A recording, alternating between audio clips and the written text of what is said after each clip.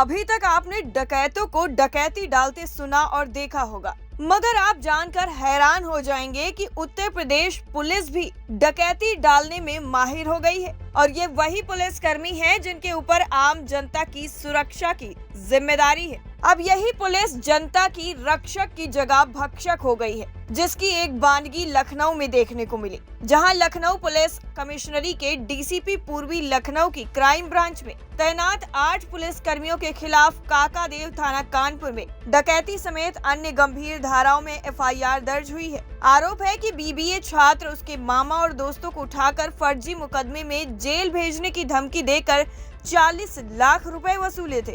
वहीं दबिश के दौरान घर से जेवरात भी लूट ले गए। शिकायत होने पर तीनों के खिलाफ गोमती नगर थाने में जुआ अधिनियम में एफआईआर दर्ज करके जेल भेजा गया। कानपुर और लखनऊ पुलिस कमिश्नरेट में सुनवाई नहीं होने पर पीड़ित ने कोर्ट की मदद से आरोपी पुलिस कर्मियों के खिलाफ रिपोर्ट दर्ज कराई है। कोर्ट के आदेश पर पुलिस ने दरोगा रजनीश वर्मा, सिपाही देवकी नंदन, संदीप शर्मा, नरेंद्र बहादुर सिंह, रामनिवास शुक्ला, आनंदमणि सिंह, अमित लखेड़ा और रिंकू सिंह पर डकैती, धमकी देने, गाली गलौज करने समेत अन्य गंभीर धाराओं में मुकदमा दर्ज किया है। एफआईआर दर्ज करने के बाद काकादेव इंस्पेक्टर ने मामले की जाँच शुरू कर दी है। वहीं अभी तक इस पूरे मामले में किसी की भी गिरफ्तारी नहीं हुई है। टाइम 8 उत्तर प्रदेश के लिए कानपुर से शिवा शर्मा की रिपोर्ट। क्या घटना हुई थी, जरा पूरी प्रकरण बताइएगा। 24 जनवरी की बात है। 24 जनवरी की बात है। हम अपने मामा दुर्गा सिंह के घर से आ रहे थे। मेरा एक फ्रेंड है आकाश गोयल, वो मुझे काकादेव में चाय पे इनवाइट करता है। हम लोग चाय पी रहे होते हैं बदनाम चाय पे। चाय पी के हम लोग निकलते हैं और आदित्य ट्रामा सेंटर के पास पहुंचते हैं, पनेशिया हॉस्पिटल के थोड़ा सा आगे। वहाँ पे जैसे ही पहुँचते हैं, 2 गाड़ियाँ रहती हैं। एक नीले कलर की गाड़ी टाटा सूमो और जिसमें कोई नंबर प्लेट नहीं होती है, और एक स्विफ्ट डिज़ायर जिसका नंबर हमें याद नहीं है, वो लखनऊ की गाड़ी थी। उसके बाद वो हम लोगों को ज़बरदस्ती गाड़ी में बैठा लेते हैं। हम लोगों की एक्टिवा को ले जाते हैं। उनमें से 2 लोग एक्टिवा से गाड़ी से निकल के एक्टिवा पे बैठ के यहाँ से एक्टिवा स्टार्ट करके लेके चले जाते हैं लखनऊ, और रास्ते में हमको बहुत मारते हैं, बहुत। उसको भी मारते हैं, हमें भी, और केवल एक ही जवाब पूछते हैं कि कहाँ मिलेंगे दुर्गा सिंह। और लखनऊ में हम लोगों को कैंट थाने में ले जाके लगभग 8 बजे तक बैठाले रहते हैं। 8 बजे बैठालने के बाद 9 बजे दुर्गा सिंह जी का पता चलता है, तो हमें स्विफ्ट डिज़ायर में बैठाल के हजरतगंज के पास में ले जाते हैं, दुर्गा सिंह के पास में। मेरा फ्रेंड आकाश गोयल को कैंट थाने में बैठाल के रखते हैं। 9 बजे जब दुर्गा सिंह जी वहाँ पे मिल जाते हैं, तो हम दोनों लोगों को फिर से मारते हैं और वापस कैंट थाने में लाते हैं। कैंट थाने में लाने के बाद केवल एक ही डिमांड करते हैं, पैसे मंगाओ घर से फ़ोन करके। जो पैसा मांग रहे थे ये लोग कौन थे, और हजरतगंज थाने में जो ले गए ये लोग कौन थे, उन्होंने बताया आपको? नहीं, कुछ भी नहीं बताया कि हम कौन हैं। बस केवल एक ही धमकी दे रहे थे कि हम चाहें तो कुछ भी कर सकते हैं, और केवल एक ही कि अगर हमने इनकाउंटर भी कर दिया तो मेरे ऊपर कोई इंक्वायरी नहीं होनी है। इनकाउंटर का मतलब कि पुलिस वाले ही थे ना वो? जी, क्राइम ब्रांच के लोग। जी। फिर आपके साथ उन्होंने क्या किया? मारा। हम लोगों को आधे घंटे तक बहुत मारा है, वहीं कैंट थाने में ही। उसके बाद हम लोगों को गाड़ी में बैठाल के रात में लखनऊ से कानपुर लाए। 3 बार रास्ते में रोक के मारे हैं, और लाते समय रात में 3:30 बजे हमारे घर पे आए हैं, और घर से 30,000 रुपये और एक वो हार लेके चले जाते हैं। उसके बाद फिर सुबह हम लोगों को 11 बजे तक रखते हैं 25 तारीख की कैंट थाने में कि छोड़ देंगे, लेकिन हम लोगों को फिर वहाँ से गोमती नगर विस्तार में ले जाके हम लोगों को झूठे मुकदमे में फंसा देते हैं। तो कितने लोग थे उसमें जो आपको ले गए थे? 7 से 8 लोग। 7 से 8 लोग। फिर आपने क्या किया जब आपको जेल भेज दिया? फिर उसके बाद जब कैसे वापस आए, बाहर आए, फिर क्या कार्रवाई करवाई आपने उनके खिलाफ? मैंने उनके खिलाफ केस रजिस्टर्ड कराया है, और कार्रवाई ये है कि 1 महीने तक हमको वहाँ पे रखा गया अंदर जेल के, और जो भी कार्रवाई अब हो रही है उसके अकॉर्डिंग सब सामने आपके। मुकदमा कैसे लिखवाया, कोर्ट में कि थाने से लिखवाया था? कोर्ट से लिखवाया है। भैया अपना परिचय दे दीजिए। दुर्गा सिंह मेरा नाम है। क्या घटना हुई थी, पुलिस आपको क्यों ढूंढ रही थी और क्या मामला क्या था? हम उस दिन थाना वो हजरतगंज में थे अपने घर पे। समय करीब 9 बजा होगा। हम अपनी गाड़ी के पास जाते हैं तो क्राइम ब्रांच की पूरी टीम हमको वहाँ पकड़ लेती है, और थाना कैंट हमको ले जाके मारती है। किस लिए आपको पुलिस पकड़ती है? ये पुलिस वाले कुछ नहीं बताते हैं। उनका सिर्फ एक मकसद है, सिर्फ पैसा दे दो, मैं तुम्हें छोड़ दूंगा। उसके बाद क्या कार्रवाई हुई? आपने अभी एक नाम लिया, संजीव सुमन, जिन्होंने प्रेस कॉन्फ्रेंस करी थी कि चट्टे और जुए में आप लोग पकड़े गए हैं, कुछ माल भी बरामद हुआ, तो ये उनके तक सूचना कैसे गई? कोई उनका यहाँ पर आदमी हाँ, था क्या? वसूली थी आपसे? कैसा मामला था? संजीव सुमन के जब कानपुर आए हैं तो उनके यहाँ पर काफ़ी मुखबिर हैं, तो उन मुखबिरों द्वारा संजीव सुमन को सूचना मिली होगी, क्योंकि मैंने एक दुकान खरीदनी थी काकादेव में, जिसका मैंने पैसे इकट्ठा करके रखा था। वो मुखबिर द्वारा संजीव सुमन को बताया होगा, क्योंकि उस समय संजीव सुमन मुखबिर को 20% का खुलेआम कमीशन दे रहे थे कि मुझको सिर्फ पकड़वाइए, मैं आपको 20% खुलेआम देने तैयार हूँ।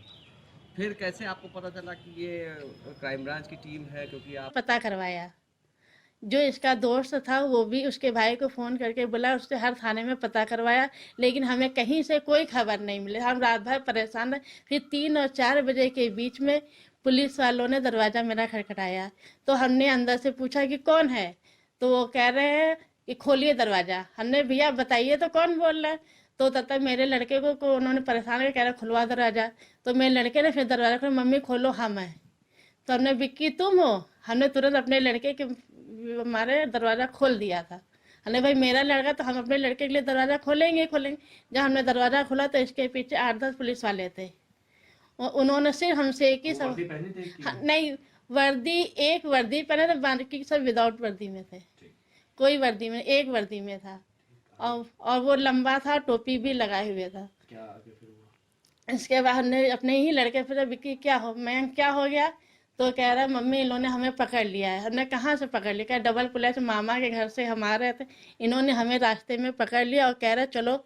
पहले इन्होंने पूरा घुमाया हमें और हमें खूब मारा पीटा है। मारने पीटने के बाद अब ये हमें घर लेके कह तुम्हारे घर में जितना भी रुपया रखा है सब निकाल के लाओ। तो इसके बाद आके मेरे घर की पूरी तलाशी ली और मेरी अलमारी खुलवाई, लॉकर खुलवाया। जब मैंने अपने घर के लॉकर अलमारी खोली तो कहते मैडम आप किनारे हट जाइए। किनारे हटने के बाद उन्होंने अलमारी का एक पल्ला बंद करा और एक पल्ले से उन्होंने मेरे घर के जेवर और नकदी लेके चले गए। लगभग कितने लोग थे? लगभग 8-10 लोग थे। और रात के 3 और 4 बजे क्या बताया? उन्होंने कहा भैया आप क्या कर रहे हमें बताइए। तो मेरे लड़के ने कौन सा जुर्म करा है, तो कह रहे मैडम वो हम आपको बाद में बताएंगे। इसके बाद आप बताइए आप हमें ये कि हमारे लड़के का भविष्य तो उन्होंने चौपट। 22 साल का हमारा अभी लड़का है, वो BBA की पढ़ाई कर रहा है। इसी बात की फिरौती मांगी थी उन्होंने। 40 लाख रुपए एक काले रंग के स्कूली बैग में, जिसमें 35 लाख रुपए 500-500 के नोट में था। एक गड्डी, मतलब 10 गड्डियों का एक बंडल बना करके ऐसे 7 बंडल बनाए गए थे। 7 पना 35 और एक बंडल बनाया गया था 250 नोट का, जो 2000 के रुपए में था। 5 लाख ही हो गए। टोटल 40 लाख रुपए करके एक स्कूली बैग में, काले रंग के बैग में रखा गया। वहाँ पे वहाँ पर हमारी हार्ट टॉक भी होती है रजनीश वर्मा से, जो गाड़ी ड्राइव कर रहा होता है। पहले तो इन्होंने हमको भी उठाने का प्रयास किया, लेकिन एक हमारी किस्मत अच्छी रही कि जो अंदर मुखबिर था, जिसको ये लोग आमिर कह के बुला रहे थे, बाद में हमने जानकारी करी तो उसका एक नया नाम है मुंतजिर, और वो मकबरे में रहता है और कुछ समय बाबूपुरवा में रहता है। वो संजीव सुमन जी का बहुत खास है। संजीव सुमन जी के ऊपर जो ये आप लोग बता रहे हैं, तो संजीव सुमन जी का इसमें कैसे खुलासा हुआ? इनके कईयों घटनाक्रम है, आप लोगों से कहाँ छुपा हुआ है। फजलगंज वाला कांड क्या भूल गए क्या आप लोग, कि 2 अपने हमरा लेकर के उठा लेते हैं। इनके तो कईयों कांड उजागर हैं। और कोई गुड वर्क इनका संजीव सुमन जी का हो तो बताएं हमें। इस पूरे प्रकरण में जो मुकदमा लिखवाया गया, वो मुकदमा किस तरीके से लिखवाया गया है? मुकदमा इन लोगों के छूट जाने के बाद, चूँकि एक मुकदमा हमने पहले से पेंडिंग कर रखा था, विक्रम सिंह बनाम शमशाद अहमद, वो था कि उनकी वॉइस रिकॉर्ड में जो 1 करोड़ रुपए की डिमांड की गई थी उसके बाबत दाखिल था। तो उसकी ये लोग खूब जम के पैरोकारी कर रहे थे। तो वो कभी आज कभी कल लगा रहा, चूँकि चिंताराम जी उस समय सीएम थे और वो केवल आदेश खेलते हैं। आदेश आख्या। कोई भी प्रार्थना पत्र डालते थे तो उसके बाबत वो आख्या तलब कर लेते थे। आख्या 3-4 दिन ऐसे टलता था मामला। उसके बाद शैलेंद्र यादव जी आ गए, इन्होंने पूरे प्रकरण पर संज्ञान लिया। फिर कोविड प्रोटोकॉल चल गया, कोर्टें बंद हो गई, सारी बात है। फिर मयंक सिंह की तरफ से ये एक छुपा करके मैटर 156(3) का मूव किया। पुलिस वाले की जानकारी में था कि विक्रम सिंह बनाम शमशाद अहमद ही एक मामला है, लेकिन नहीं साहब, मयंक सिंह बनाम रजनीश वर्मा आदि करके 156(3) से प्रार्थना पत्र मूव किया गया। उसका घटनास्थल हमने काकादेव खोला, क्योंकि लूट वहाँ उन्होंने करी थी। उसी बाबत सीएम साहब के सामने सारे CCTV फुटेज, जो कि PMT कॉलेज में दुर्गा सिंह को रजनीश वर्मा और आनंद मणि सिंह पकड़ कर ले गए हैं, वो 9:03 से लेकर के 9:10 तक की पूरी फुटेज। उसके बाद फिर उन्होंने वहाँ पे अलमारियों को हिलाया है, ताला तोड़ा है, ये सारी फुटेज हमने दाखिल करी। पहली फुटेज तो ये हमारा साक्ष्य बनी। दूसरा जो वॉइस रिकॉर्ड बना, ये वॉइस रिकॉर्ड, चूंकि इसमें दुर्गा सिंह और मयंक सिंह के बीच ही सारी बातचीत है। एक बातचीत मेरी आई है, जब इनको हमने बुलाया कि हम देखो यार सवेरे का समय है, हम पहले फ्रेश हो ले तब हम आते पैसा लेकर के, क्योंकि दुर्गा हमसे कहते हैं कि वो विक्रम कोई पैकेट दे गए हैं आपको, वो हमें ला करके दे दीजिए। इसमें कितने पुलिसकर्मियों के ऊपर मुकदमा लिखा गया है और क्या अभी तक किसी की गिरफ्तारी हो पाई है? अभी तक किसी की गिरफ्तारी नहीं हुई है, हो सकता है आज के बाद से इसमें गिरफ्तारियों का दौर शुरू हो जाए। कितने लोगों पर मुकदमा लिखवाया 8 पुलिसकर्मी हैं, जिसमें रजनीश वर्मा क्राइम ब्रांच प्रभारी है। उन 8 लोगों के विरुद्ध मुकदमा जो किया गया है 342, 395, 504, 506, मुकदमा अपराध संख्या 332/2021, थाना काकादेव में। मुखबर द्वारा संजीव सुमन को बताया होगा, क्योंकि उस समय संजीव सुमन मुखबर को 20% का खुलेआम कमीशन दे रहे थे कि मुझको सिर्फ पकड़वाइए, मैं आपको 20% खुलेआम देने तैयार हूँ। फिर कैसे आपको पता चला कि ये क्राइम ब्रांच की टीम है, क्योंकि आप बता रहे हैं कि आपको उठा के ले गए? फिर किस तरह की पूरी घटना की जो प्रक्रिया है वो प्रक्रिया यहाँ से हम थे हजरतगंज में, हमको वहाँ पर रात में 9 बजे हमको अपनी गाड़ी पर पकड़ते हैं, फिर हमको थाना कैंट हमको ले जाके वहाँ मारते हैं, और एक ही मकसद था सिर्फ उनका पैसा, और उनको कुछ नहीं कहना था। फिर वो हमको लेके कानपुर आते हैं, कहते हैं अपने भाई से करो, पैसा मंगाओ। फिर अपने भाई को हम फ़ोन करते हैं, पैसे की उनसे उनको 40 लाख रुपए सुबह अपने वकील द्वारा उनको क्राइम ब्रांच की पूरी टीम को दिलाते हैं। फिर वो हमको ले जाके थाना कैंट में रखते हैं सुबह तक। 11 बजे ले जाके गोमती नगर विस्तार की, शाम को 7 बजे हमारा फर्जी मुकदमा डाल के हमको जेल भेज देते हैं। कितने महीने आप जेल में थे? 1 महीना। किन किन धाराओं में मुकदमा आपके ऊपर लिखा गया था? 35/21 मुकदमा अपराध संख्या है ये। मुकदमा। क्या नाम है आपका? मेरा नाम अरुण कुमार तिवारी, एडवोकेट है। 8 पुलिसकर्मियों पर जो मुकदमा लिखा गया, क्या था मामला पूरा? किस मामला तरीके से असल में ऐसा था कि हमारे पास हमारे मुवक्किल हैं विक्रम सिंह, रात में उनका फ़ोन आता है 24/25 की रात में। 24/25 की रात में मेरे पास एक फ़ोन आता है, बताते हैं कि ऐसा ऐसा मसला आ रहा है, दुर्गा सिंह बार बार फ़ोन कर रहे हैं और पैसा मांग रहे हैं। तो हमने कहा दरियाफ्त करो क्या मामला है, क्यों पैसा मांग रहा है इतना। बोल रहे हैं किसी की पीछे से आवाज़ भी आ रही है। हमने कितने पे डिमांड आई, तो उन्होंने पूरा प्रकरण विस्तार से बताया कि किसी शमशाद अहमद नाम के व्यक्ति का, जो वहाँ पर PMT कॉलेज का संचालक है और उसका कोचिंग जो है हजरतगंज में है। तो शमशाद अहमद का फ़ोन आता है, पहला फ़ोन आया है 12 बजे के बाद। उसने 1 करोड़ रुपए सीधे डिमांड करी है कि सब रफा दफा करा देंगे, 1 करोड़ रुपए दे दो। इन्होंने हमको पूरी घर आकर के वॉइस भी सुनाई। घर आकर के वॉइस सुनाने पे हमें ऐसा प्रतीत हो रहा था कि मतलब पीछे से ऐसा कोई इंट्रोगेट कर रहा है कि तुम्हें ये बोलना है। तो शमशाद अहमद ने 1 करोड़ की डिमांड करी, इन्होंने टाल दिया कि 1 करोड़ रुपए छोटी मोटी रकम नहीं होती, और मेरा एक ही व्यक्ति वहाँ पे है दुर्गा सिंह, तो 1 करोड़ हम अपने एक ही आदमी का पैसा दे पाएंगे।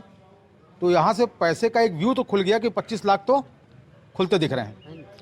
उसके बाद उनको शमशाद को वहीं छोड़ करके रात में पूरा दबिश सबिश ले करके आते हैं। ये बाद में फिर फ़ोन इनके घर से आता मेरे पास कि भैया वो तो घर में आए थे और जेवर और पैसा ऐसा कुछ लेके चले गए हैं।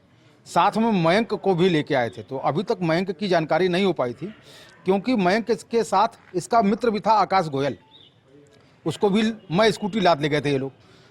अब आकाश गोयल के भाई, चूँकि वो KMC में जो है असिस्टेंट OT इंचार्ज है, उसने एक गुमशुदगी दर्ज कराई थी थाना काकादेव में GD नंबर 42 पे। वो 42 नंबर की GD पुलिस अभी तक उसमें कोई कार्रवाई नहीं करी। GD नंबर 42 से ये घटना साबित हो जाती है कि ये गायब है। मयंक से जानकारी मिलती है कि आकाश भी वहीं पर हैं, जब इनसे हम 25 तारीख को मिले हैं। लेकिन इस बीच में 25 की रात बराबर फ़ोन आता है, रात क्या वो इस भोर होता है। फिर ये लोग ग्रीन पार्क के गेट के पास आते हैं, आगमन गेस्ट हाउस के सामने उसकी CCTV फुटेज भी हमने निकलवा ली थी।